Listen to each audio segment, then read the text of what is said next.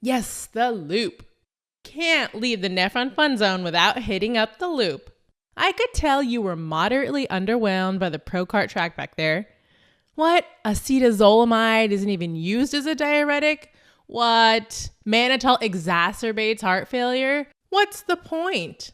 All right. It's time for the main attraction. This, my friend, is the world-famous Loop-de-Loop of Henley. It's the fastest, most loop-de-loopiest ride west of the Mississippi.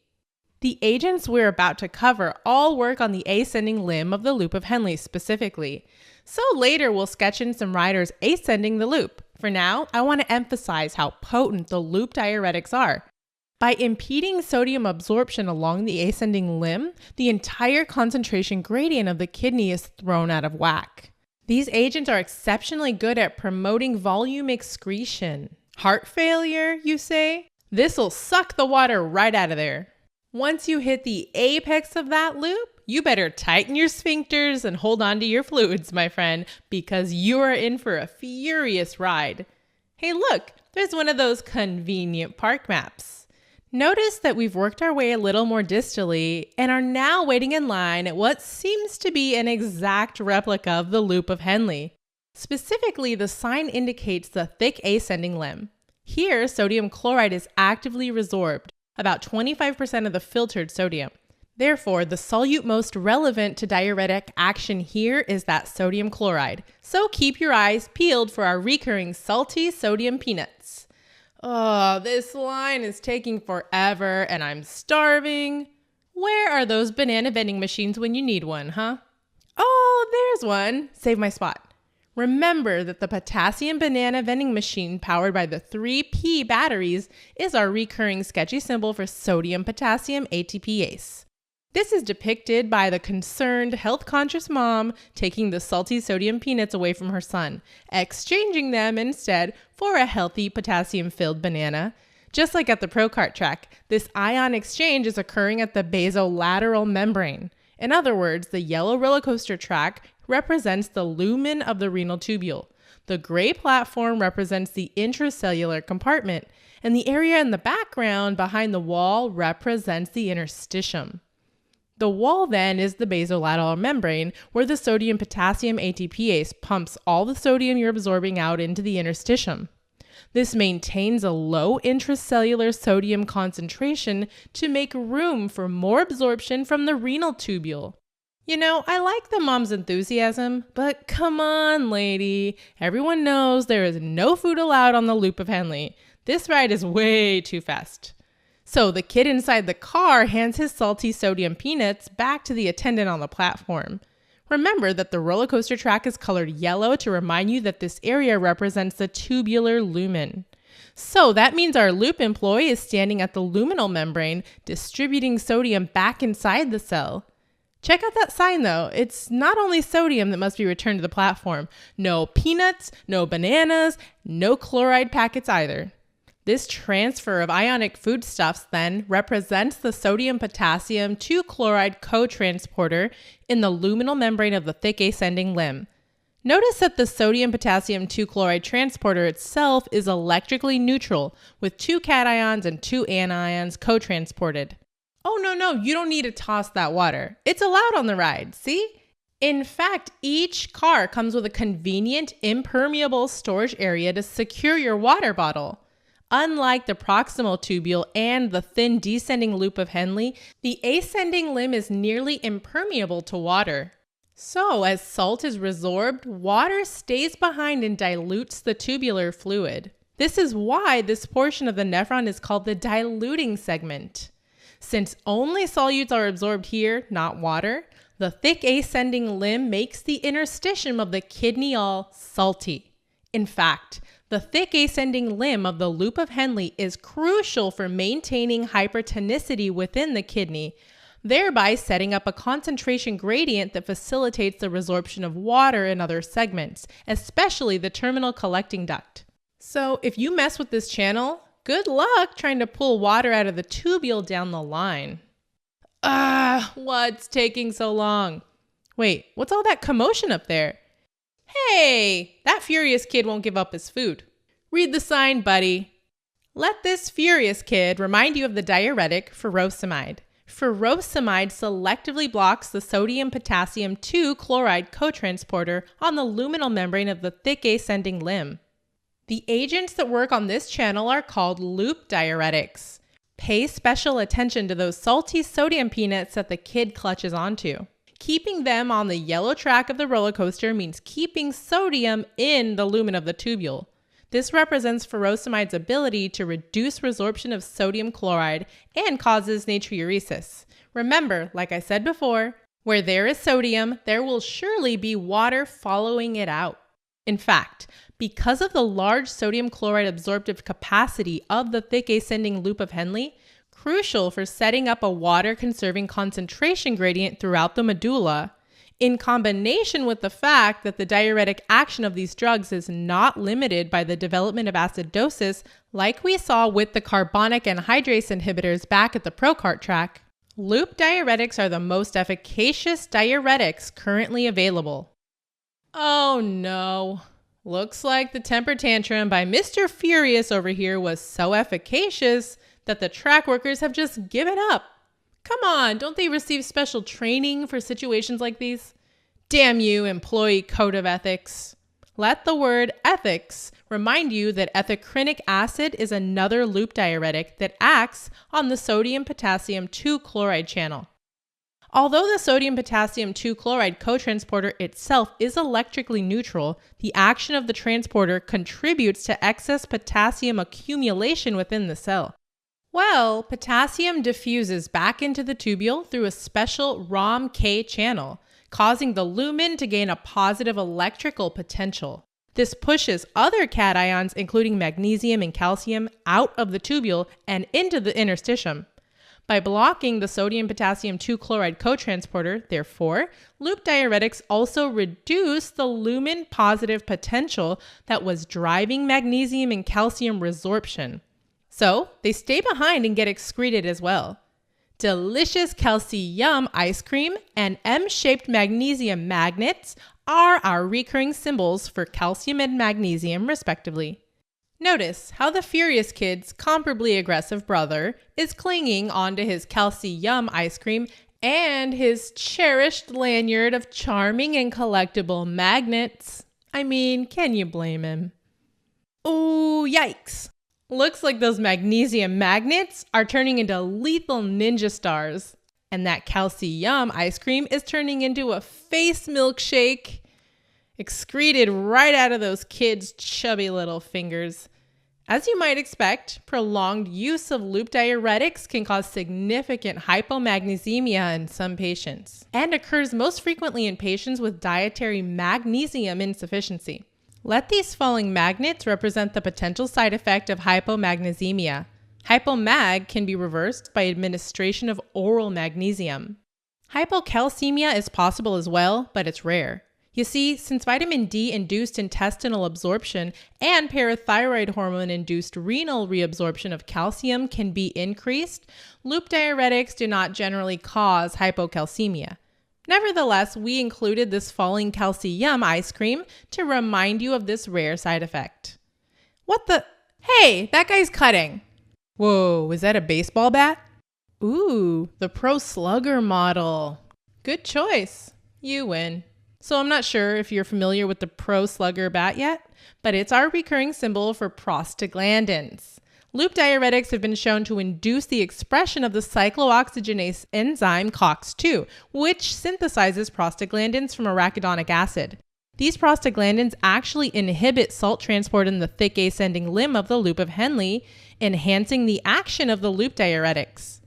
Let's just say with that prostaglandin Pro Slugger, this kid does as he pleases. The prostaglandins produced by COX-2 also increase renal blood flow in the afferent arteriole of the glomerulus. Likewise, this furious kid is using that Pro Slugger to beat his way through the crowd and open up the afferent line to the coaster. Increased afferent blood flow means increased solute delivery to the nephron means enhanced diuretic action. Okay, that's not fair. We've been waiting here for what, like 6 hours? Oh, good. Looks like the track attendees have caught on and are putting that problem child in its place. Code of ethics be damned. NSAIDs, such as indomethacin, inhibit cyclooxygenase and decrease the synthesis of prostaglandins in the kidney. NSAIDs can therefore interfere with the actions of loop diuretics, as shown by this extinguisher, to subdue this furious furosemide pro-slugger. All right, you know what I like to do to pass the time while waiting in line? People watch. You'd be surprised how accurately some people reenact the clinical indications for loop diuretics. Take this guy, for instance. Aw, it's the poor ashamed father of that furious kid, holding an even sadder looking floppy heart balloon. The most important clinical indication for loop diuretics is for the reduction of peripheral or pulmonary edema that has accumulated as a result of heart failure. Well, this floppy heart balloon is our recurring sketchy symbol for that sad failing heart. When cardiac output is reduced in heart failure, the decreased blood flow to the kidney is sensed as hypovolemia. Think back to the renin-angiotensin-aldosterone pathway we illustrated at the casino. You can imagine that if the kidney isn't seeing the blood flow, it'll open up that renin umbrella and activate the chain of events leading to increased aldosterone, increased salt and fluid retention, and eventually increased intravascular volume. This fluid retention may initially restore cardiac output, but as the cardiac deteriorates further, the kidney continues to retain salt and water, which begins to leak from the vasculature and cause interstitial and pulmonary edema.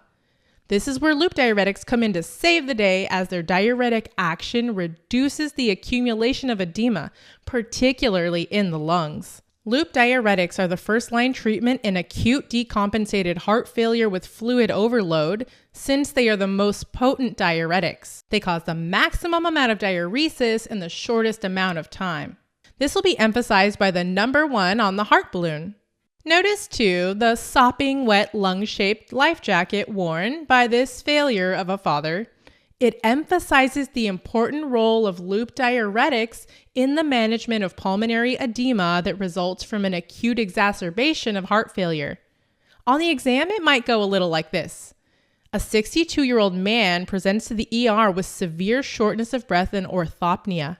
In other words, when he lies down, he can't breathe. He has a medical history full of conditions that increase the risk of heart failure, including hypertension and myocardial infarction. On physical exam, you'll find elevated JVD, crackles on lung auscultation, and pitting edema in the extremities.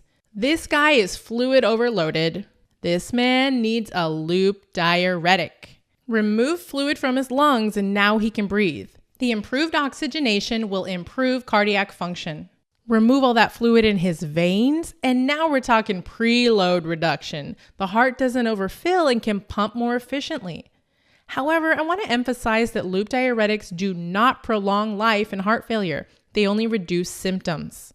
Prolonging the life of the heart usually requires counteracting that insidious cardiac remodeling. But don't lose hope. We'll run into some diuretics that actually prolong life in heart failure soon enough. Let's shift our attention to the mom, who's looking pretty silly with that big yellow inner tube stuck around her midsection. That jaundiced, dilated abdomen kinda reminds you of ascites, no? Liver disease can also be associated with edema, particularly ascites due to elevated portal hydrostatic pressure and reduced plasma oncotic pressures.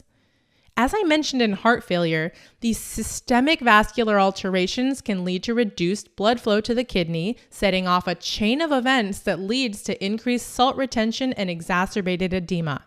Loop diuretics can be useful in cases when this peripheral edema and ascites become severe. Man, we're so close to the front of the line. Almost there. I can feel the steam seeping out of those high-pressure industrial-sized pipes that power this roller coaster. Remember that loop diuretics may also be useful in non-edematous states, such as in the treatment of hypertension.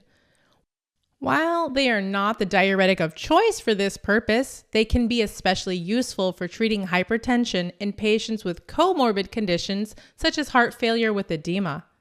Diuretics lower blood pressure by depleting body sodium stores, which reduces blood volume and cardiac output. More powerful diuretics like the loop diuretics are especially useful in treating severe hypertension, renal insufficiency, and in cardiac failure or cirrhosis when there's marked sodium retention. Just like we saw with the cetazolamide and the banana peel attack at the procart tract, loop diuretics are potassium-wasting diuretics. When they inhibit salt resorption in the thick ascending limb, the sodium stays in the tubule and ends up at the collecting duct. When sodium's reabsorbed at the duct, it's traded for potassium, leading to increased potassium excretion and hypokalemia. So as the coaster races up that ascending limb, a potassium-depleted banana peel is thrown from the track. From one of those furious furosemide kids, no doubt. This hypokalemia can be especially harmful in that heart failure patient you're trying to treat, because hypokalemia can exacerbate any underlying cardiac arrhythmias. So keep an eye on that potassium level. Ooh, you hear that gong? It means that yet another rider has survived the loop of Henle. Let that ear-piercing sound remind you that loop diuretics occasionally cause dose-related hearing loss, which is usually reversible after stopping treatment. Plus, the loop kind of looks like a cochlea. You know what I mean? I can't take it anymore. Boo! Let's throw things to demonstrate our impatience. Yeah, rotten eggs. Boo! I don't know about you, but stinky sulfurous eggs remind me of how most loop diuretics, including furosemide, are sulfa drugs. Therefore, a sulfa allergy, including skin rash and eosinophilia, can occasionally be seen. Ethacrynic acid, on the other hand, is not a sulfa drug and can be used in patients who develop symptoms of a sulfa allergy during treatment with a loop diuretic. Interstitial nephritis is another possible side effect of sulfa drugs, such as furosemide. Let this kidney-shaped ticket container filled with little blue tickets remind you of the infiltrating white blood cells in the kidney interstitium, which show up as little blue cells on histology. You know what? I sympathize with this girl over here. She's so bored from the wait that she's whipped out the needles, knitting away her boredom. Those big pointy needles should remind you of the needle-shaped uric acid crystals that can precipitate in the kidney or in the joints during a gout attack. Hyperuricemia is a relatively common finding in patients treated with a loop diuretic and may, over a period of time, lead to gouty arthritis. Excessive use of loop diuretics can cause hyperuricemia because uric acid reabsorption in the proximal tubule is enhanced during states of hypovolemia. Speaking of hypovolemia, recall that sodium absorption at the loop of Henle is critical for setting up the osmotic gradient that facilitates water reabsorption in the collecting duct. Loop diuretics prevent this salt reabsorption, break down that concentration gradient in the kidney interstitium, and therefore prevent water absorption at the terminal collecting duct. This can lead to potent volume loss and severe dehydration. So, as our last loop attendant cleans up the mess left behind by the careless and disrespectful park attendees, that squeezed bottle depicts squeezing out all that fluid, leading to dehydration. But as he squeezes the bottle of cleaner, think of contraction. Contraction alkalosis, that is. Loop diuretics can cause metabolic alkalosis by many mechanisms. For instance, the hypovolemia induced by loop diuretics causes renin production by the kidney. Increased renin means more aldosterone, which causes potassium and hydrogen excretion. Also, increased renin means increased angiotensin II. Recall from the Ace Casino sketch that angiotensin II works directly on sodium reabsorption at the proximal convoluted tubule. This is a sodium-hydrogen exchanger, so you're kicking out more sodium here as well. Whenever we want to convey contraction alkalosis, we'll bring back this bottle of alkaline bleach being squeezed, or contracted, if you will. All right, since we have time to kill, let's sum up this sketch. The loop-de-loop of Henle encompasses all the events at the loop of Henle, of course. But remember, we're talking about the thick ascending limb here, emphasized by the cars ascending the loop. Water is not absorbed here. Instead, it's secured safely in the car and stays in the tubule. Sodium, potassium, and chloride are normally reabsorbed at the thick ascending limb. However, the furious furosemide kid highlights how loop diuretics keep those ions in the tubule to be excreted. This action also leads to calcium and magnesium excretion. Remember, the falling banana peel. This is a potassium wasting diuretic. Loop diuretics are your go-to agents for dropping volume. They're the first line for symptomatic treatment of heart failure and can also help treat the edema associated with liver or kidney failure. The volume loss caused by loop diuretics leads to a metabolic alkalosis, termed contraction alkalosis, by multiple mechanisms. And watch out for that last loop. That ringing gong is ototoxic. All right, if you haven't noticed by now, I've really just been trying to stall while we waited out in line. But I give up. I'm hot. I'm sweaty. I think I have a mild coup contra coup injury from that baseball bat over there. Let's go get refreshed at the distal convoluted tubule, shall we?